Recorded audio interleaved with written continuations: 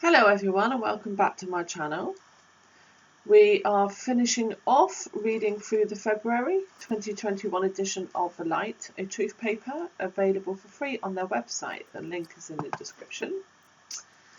It's usually produced around the first thread of the month. The previous month's version is released about then, so we're coming up to the time when March will be released. March's edition.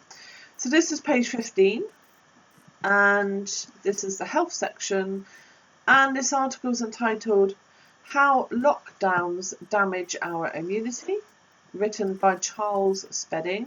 At the end of the article there's quite a few different links here for people's information. Okay, so let's zoom in. Here we go.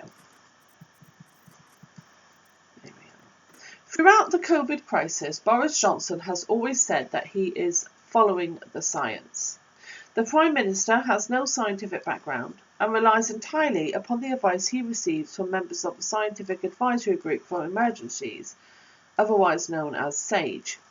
In reality, he is following the opinion of a small group of scientists while ignoring the opinion of all scientists with an alternative view. Therefore, the important question becomes, are members of SAGE following the science? I intend to demonstrate that the answer to that question is no, they are not. The advice of Chris Whitty, Patrick Vallance and their team has been consistent. They want to prevent or slow down the spread of the virus with social distancing, closures, restrictions and lockdowns.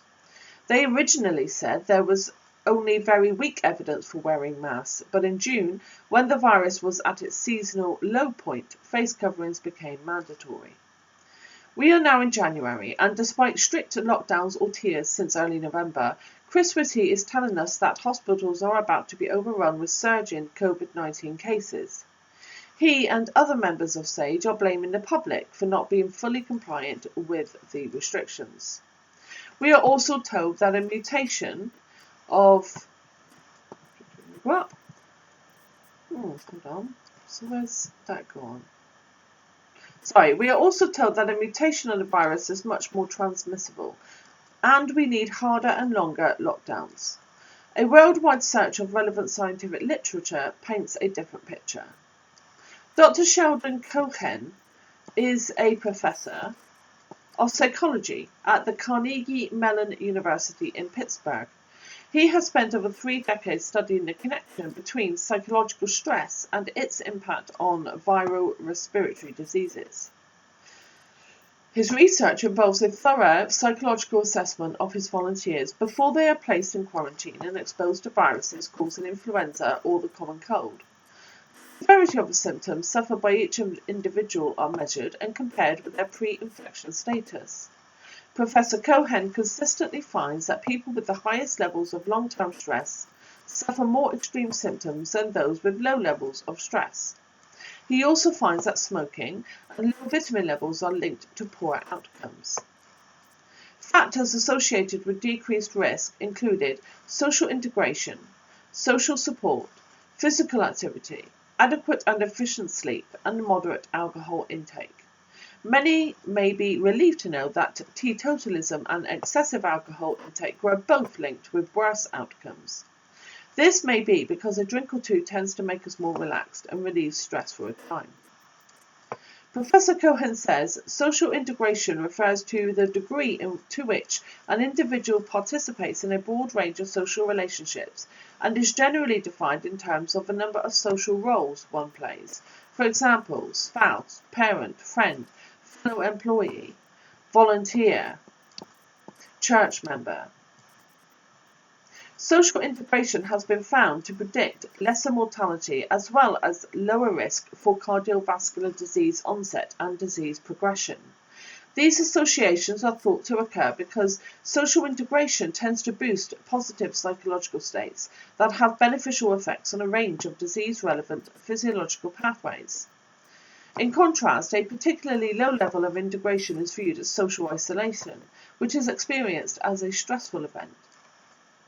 Social support refers to the amount of help you receive from family and friends. It can range from practical help with basic chores, to a phone call to say hello, and all the way through to a shoulder to cry on when something sad has happened. Whatever form it takes, it improves our sense of self-worth by confirming that we are loved and other people care about us. Our social interactions are vital to our humanity, and Professor Cohen's research shows they are vital for our immunity to disease. The use of draconian lockdowns and severe restrictions, which have been in place in one form or another for 10 months, have utterly devastated our social integration and social support. The deliberate use of fear by the SAGE Committee and the daily reports on COVID-associated deaths by the media have put everybody under prolonged psychological stress. The science clearly shows that this is the wrong approach.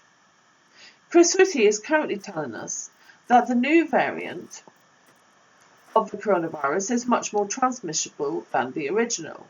I propose that he may be mistaken, and it only appears to be more transmissible because the stress-inducing antisocial lockdowns have rendered every man, woman and child in the country considerably more susceptible to infection. In March and April 2020, when infections were peaking, healthy people under the age of 60 were minimally affected by the virus. This may no longer be true because of the willful destruction of our social networks. It would appear that Chris Whitty, our Chief Medical Officer, is unaware of Professor Cohen's work. If that is true, he is negligent in his duty to the nation. However, it would not be the first time he has failed to take account of relevant information.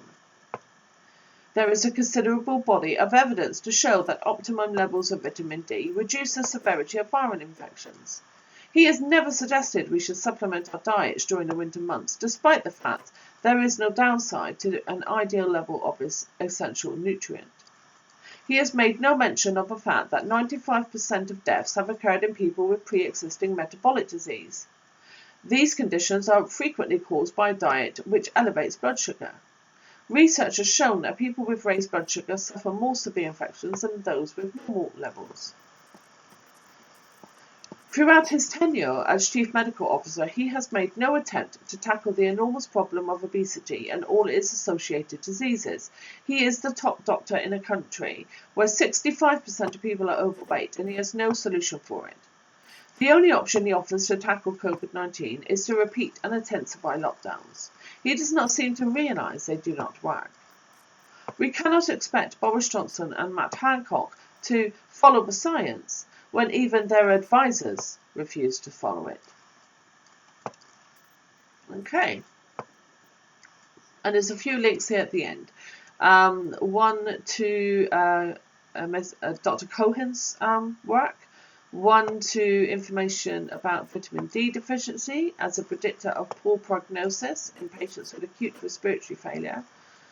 Another link for similar to do with hypoglycemia and addressing mandatory stay-at-home and business closure effects on the spread of COVID-19. Okay, I will say that I do know for a fact, and he may never have suggested that we supplement our diets during the winter months. However, in the UK, at least there was available, I'm assuming there still is, free vitamin D3 supplements on the NHS for those who are classed as vulnerable to COVID-19. So if you've ever had a letter, say, suggesting that you isolate or self-isolate because you have a pre-existing condition like diabetes or your age, then you can go onto the government website and you can fill in a form. You have to put in your NHS number and they will send you 3 months supply for free of vitamin D supplements, D3 supplements. However, they are very low dosage, about 400 IUs a day. So for me, for example, I take 4,000 IUs a day. And a family member who has COPD and was very at risk, very ill for a few years prior to the onset of COVID-19,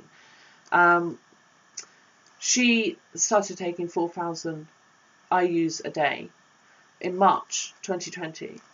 and despite being exposed several times in the family to COVID-19, has not gotten sick with it, hasn't even had a chest infection.